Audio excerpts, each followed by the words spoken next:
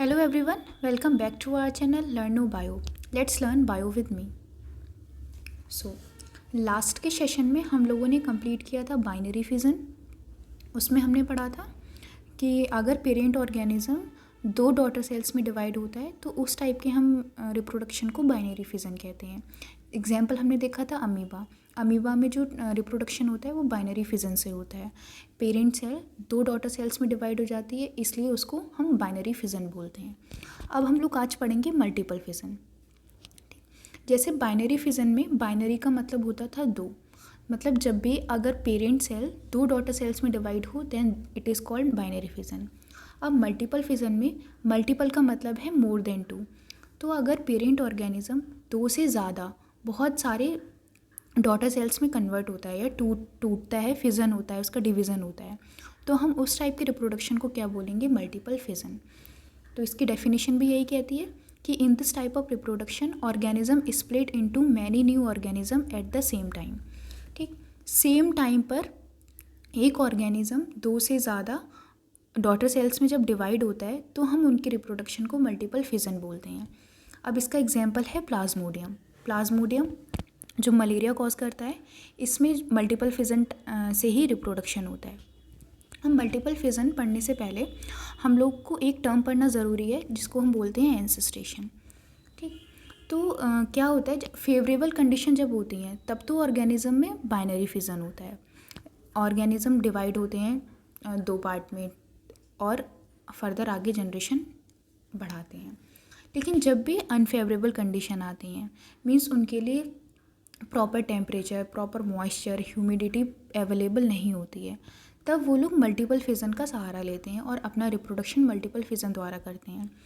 जैसे प्लाज्मोडियम में क्या होता है, प्लाज्मोडियम की लाइफ साइकिल दो ऑर्गेनिज्म में कंप्लीट होती है, एक तो मॉस्किटो में और सेकंड ह्यूमन बींग्स में।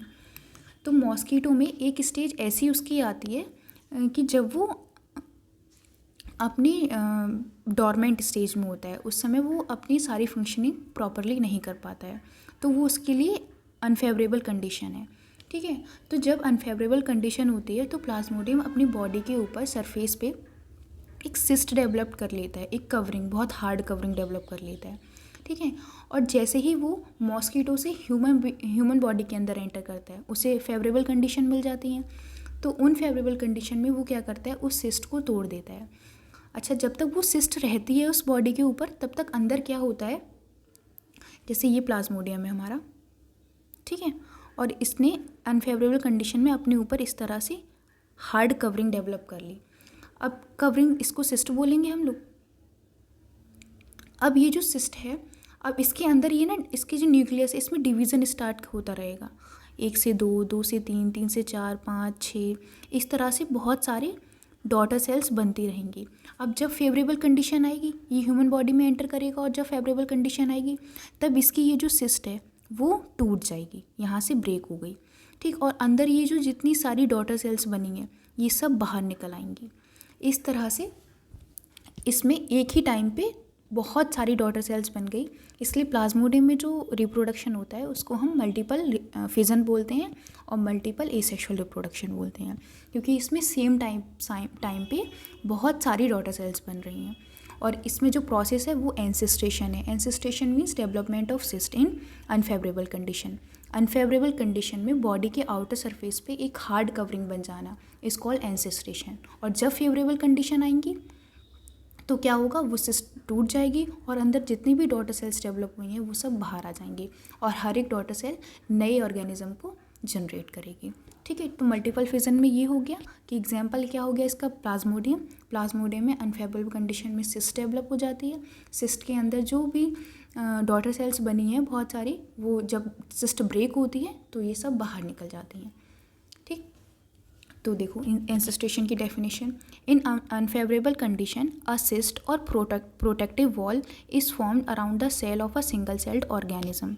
ठीक है, तो जो सिंगल सेल्ड ऑर्गेनिज्म होते हैं उनकी वॉल पे, सरफेस पे एक सिस्ट, या इसको हम प्रोटेक्टिव वॉल भी कह सकते हैं। प्रोटेक्टिव वॉल इसलिए क्योंकि ये बाहर के हार्श टेम्परेचर पे, ड्राइनेस से और जितनी भी हार्श कंडीशंस हैं उनसे ऑर्गेनिज्म को बचाती है, इसलिए हम इसको प्रोटेक्टिव वॉल कह देते हैं। और जब कंडीशंस फेवरेबल आती हैं तो ये प्रॉपर उनको आगे रिप्रोडक्शन में मदद करती है। ठीक, अब सेकेंड टाइप ऑफ हमारा एसेक्सुअल रिप्रोडक्शन है budding. Budding means formation of bud. तो सबसे पहले हम बडिंग की डेफिनेशन देखते हैं। In budding a small part of body of parent organism grows out as a bud which then detaches and becomes a new organism. ठीक, तो budding में क्या होता है कि हमारा जो पेरेंट ऑर्गेनिज्म है, मान लो कोई भी पेरेंट ऑर्गेनिज्म है, जब वो मैच्योर होगा तो उसके ही बॉडी से कहीं ना कहीं किसी हिस्से से एक बड टाइप का जनरेशन स्टार्ट हो जाएगा इस तरह से। ठीक है, और ये बड कुछ टाइम के बाद डिटैच हो जाएगी, और जब डिटैच हो जाएगी तो ये बड फर्दर डेवलप होकर पूरा न्यू ऑर्गेनिज्म बना देगी।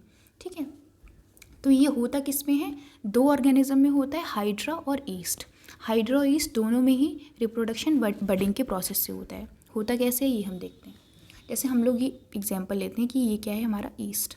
ठीक है, तो जब ये मेच्योर हो जाएगा रिप्रोडक्शन के लिए, मेच्योर हो जाएगा, रिप्रोडक्टिव मेच्योरेशन आ जाएगी इसमें, तब इसमें क्या होगा कि कुछ टाइम के बाद इसमें किसी भी साइड से एक बड निकल आएगी।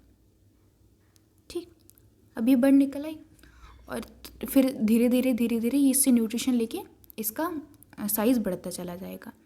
जब इसका साइज़ बढ़ता चला जाएगा, जब एक मैच्योरेशन का टाइम आ जाएगा कि हाँ अब ये इंडिविजुअली सर्वाइव कर सकती है, तो ये क्या यहाँ से इससे डिटैच हो जाएगी। ठीक, जब ये डिटैच हो जाएगी तो एक ऑर्गेनिज्म से कितने ऑर्गेनिज्म हमें मिल गए, दो। तो वो जितनी बड बनेंगी उतने ही नए ऑर्गेनिज्म, अगर यहाँ पे अगर 3 बड बनती तो ये यहाँ से डिटैच हो जाता और हमें कितनी मिल जाती, 3 ईस्ट। ठीक है, तो इस तरह से बड का फॉर्मेशन होने के बाद वो डिटैच हो जाती है पेरेंट ऑर्गेनिज्म से और नया ऑर्गेनिज्म ग्रो करती है। तो इस तरह के रिप्रोडक्शन को हम बडिंग बोलते हैं। इसी तरह से हाइड्रा में भी यही होता है कि किसी एक बॉडी पार्ट से बड फॉर्मेशन स्टार्ट होता है, धीरे धीरे वो ग्रो करके डिटैच हो जाती है और नया ऑर्गेनिज्म बना लेती है। नेक्स्ट जो टाइप ऑफ रिप्रोडक्शन है एसेक्सुअल में वो है स्पोर फॉर्मेशन। स्पोर फॉर्मेशन में क्या होता है कि जो पेरेंट प्लांट होता है उसमें स्पोर्स बनते हैं। स्पोर्स बहुत छोटे छोटे माइक्रोस्कोपिक मीन्स नेकेड आइज से विजिबल भी नहीं होते, इतने छोटे होते हैं स्ट्रक्चर, और वो बाद में अर्थ के कांटेक्ट में, सॉइल के कांटेक्ट में, मॉइस्चर के कांटेक्ट में आने के बाद ऑर्गेनिज्म को डेवलप कर लेते हैं, जनरेट कर देते हैं। ठीक, तो इसकी डेफिनेशन हम लोग पढ़ते हैं। In spore formation the parent plant produces hundreds of microscopic reproductive structure called spores. तो स्पोर फॉर्मेशन में क्या होता है कि जो पेरेंट प्लांट होता है वो प्रोड्यूस करता है 100,000 ऑफ माइक्रोस्कोपिक रिप्रोडक्टिव स्ट्रक्चर्स, जिनको हम क्या बोलते हैं, स्पोर्स। स्पोर्स बहुत छोटे माइक्रोस्कोपिक होते हैं और रिप्रोडक्टिव स्ट्रक्चर हैं, क्योंकि यही आगे चल के जर्मिनेट होके नए ऑर्गेनिज्म बनाएंगे। इसलिए हमने स्पोर्स को क्या कहा है, रिप्रोडक्टिव स्ट्रक्चर, क्योंकि इसमें पोटेंसी होती है कि ये नया ऑर्गेनिज्म बना सके। ठीक, तो इसलिए हम इनको रिप्रोडक्टिव स्ट्रक्चर बोलते हैं। और ये स्पोर बनते किस में है, स्पोर केस में। जैसे ये इस तरह का एक केस होता है प्लांट के पास सर्कल में, और इसमें थाउजेंड्स ऑफ स्पोर्स बनते हैं इस तरह से, बहुत सारे अंदर छोटे छोटे स्पोर्स बनते रहते हैं, डॉट टाइप स्ट्रक्चर। ठीक, और अब जब फेवरेबल कंडीशन आती है तो जैसे सिस्ट टूट जाती थी वैसे ही स्पोर केस भी टूट जाएगी, और जब ये स्पोर केस टूट जाएगी, बस्ट हो जाएगी, तो अंदर जितने भी स्पोर्स बने हैं वो एयर में ट्रांसफ़र हो जाएंगे, और एयर में ट्रांसफ़र हो जाएंगे और डिफरेंट एजेंट के साथ वो अपनी फेवरेबल कंडीशन पे पहुंच के नया ऑर्गेनिज्म जनरेट कर देंगे। ठीक, तो देखो इसमें आगे लिखा है कि spores are form in spore case, when spore case burst then the spores spread into air and germinate new plant. तो जब स्पोर केस बस्ट हो जाता है तो जो अंदर स्पोर्स बने हुए हैं वो एयर में स्प्रेड हो जाते हैं और नए प्लांट को जर्मिनेट करते हैं। इस तरह का रिप्रोडक्शन होता है फंजाई में, जैसे राइजोपस और म्यूकर इन दो फंजाई में होता है। राइजोपस को हम ब्रेड मोल्ड भी बोलते हैं, जो ब्रेड पे फंगस लग जाता है वो राइजोपस होता है। बाकी बैक्टीरिया, नॉन फ्लावरिंग प्लांट्स जैसे फर्न्स और मॉसेस में भी स्पोर फॉर्मेशन होता है। नॉन फ्लावरिंग प्लांट्स मतलब वो प्लांट जिनमें फ्लावर नहीं बन रहा है। अगर फ्लावर बन रहा है तो उनमें तो सेक्सुअल रिप्रोडक्शन होगा, लेकिन अगर फ्लावर नहीं है तो नॉन वो होगा स्पोर फॉर्मेशन या एसेक्सुअल रिप्रोडक्शन हम लोग बोल सकते हैं। ठीक, एसेक्सुअल रिप्रोडक्शन में भी स्पोर फॉर्मेशन होगा। जैसे हम लोग देखते हैं स्पर्म्स और मॉसेस हमारे दो नॉन फ्लावरिंग प्लांट्स हैं, इनमें स्पोर फॉर्मेशन द्वारा ही रिप्रोडक्शन होता है। अब स्पोर फॉर्मेशन में होता क्या है, ये मान लो ये हमारा एक प्लांट है, बहुत सिंपल टाइप का प्लांट होता है और ये इसका स्पोर केस है। ठीक, अब जब भी अनफेवरेबल कंडीशन होंगे ये स्पोर केस को और ज़्यादा स्ट्रॉन्ग बना लेगा, सिस्ट डेवलप कर लेगा और अंदर बहुत सारे छोटे छोटे स्पोर्स डेवलप हो जाएंगे। माइक्रोस्कोपिक, ये तो थोड़े बड़े लग रहे हैं लेकिन बहुत छोटे होते हैं। ठीक, और जब फेवरेबल कंडीशन आएंगी ये जो सिस्ट है ये टूट जाएगी और अंदर ये जितने भी ये स्पोर्स हैं ये सब एयर के कांटेक्ट में आ जाएंगे। जैसे जैसे एयर के कांटेक्ट में आएंगे और मान लो ये यहाँ पे इनको मॉइस्चर मिल गया, यहाँ पे इनको सॉइल मिल गई, इस पे अटैच होने के बाद ये पूरा ऑर्गेनिज्म जनरेट कर देंगे। ठीक, तो इस तरह से जर्मिनेशन होता है स्पोर फॉर्मेशन में। ठीक, एग्जाम्पल तो हम लोगों ने देख ही लिए, फंजाई हो गया, राइजोपस हो गया, म्यूकर हो गया, बैक्टीरिया हो गया, नॉन फ्लावरिंग प्लांट्स। तो ये कुछ एक टाइप है हमारे एसेक्सुअल रिप्रोडक्शन का। अब हमारा नेक्स्ट जो टाइप है वो है रीजनरेशन। रीजनरेशन में क्या होता है, रीवर्ड जहाँ भी आता है उसका मतलब है दोबारा।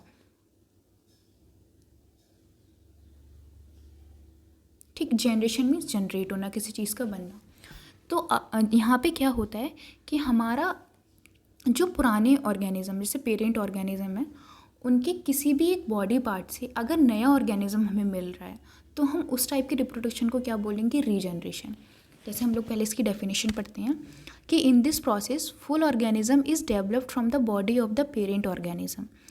पेरेंट ऑर्गेनिज्म की बॉडी से ही नया ऑर्गेनिज्म जनरेट हो जाता है। ठीक, जैसे ये प्लेनेरिया है हमारा। ठीक, अब इसको मैंने कट कर दिया 3 पार्ट में, एक पार्ट ये हो गया, एक पार्ट ये हो गया, एक पार्ट ये हो गया। ठीक, अब ये हर एक पार्ट इंडिविजुअली नया प्लेनेरिया बना देगा कंप्लीट। हर एक पार्ट डेवलप होकर कुछ टाइम बाद कंप्लीट नया प्लेनेरिया बना देगा। ठीक है, तो हम देखो नए ऑर्गेनिज्म कहाँ से मिल रहे हैं, पुराने के पार्ट से ही तो मिल रहे हैं। तो इसको हम क्या बोलेंगे, रीजनरेशन। मतलब पुराना वाला ही रीजनरेट, दोबारा जनरेट कर रहा है अपने ही पार्ट से नया ऑर्गेनिज्म। एक ऑर्गेनिज्म से हमें 3 मिल गए, तो इस तरह की रिप्रोडक्शन को हम क्या बोलेंगे, रीजनरेशन। ये किस में होता है, हाइड्रा में और प्लेनेरिया में। दोनों में ही क्या होता है, बॉडी जो है वो डिवाइड होके नए ऑर्गेनिज्म बना देती है। जैसे ये रहा हमारा हाइड्रा,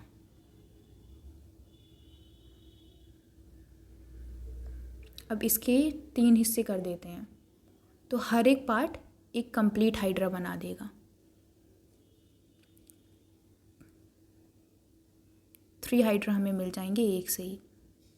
हर एक पार्ट कंप्लीट हाइड्रा बनाएगा, हर एक पार्ट कंप्लीट हाइड्रा बनाएगा।